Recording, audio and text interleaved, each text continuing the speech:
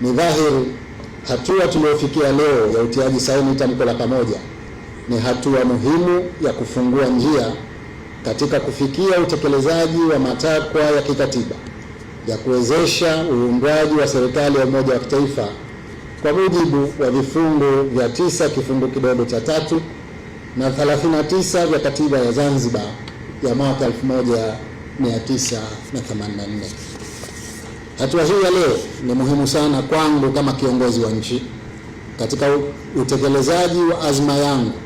ya kuimarisha umoja, maridhiano na mshikamano wa wananchi wa Zanzibar, ili kwa pamoja tuweze kushirikiana katika kuleta maendeleo ya nchi yetu kwa manufaa ya wananchi wote. Mheshimiwa viongozi na ndugu wananchi, napenda nikuhakikishieni kuwa niko tayari kushirikiana na viongozi wenzangu kusimamia awamu ya pili ya mchakato ambayo inaanza kwa hatua hii ya kutolewa kwa tamko hili la pamoja na kufuatiwa na hatua nyingine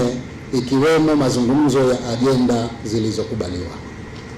Na mategemeo yangu kuwa awamu ya pili ya mchakato utaongozwa na dhamira ya dhati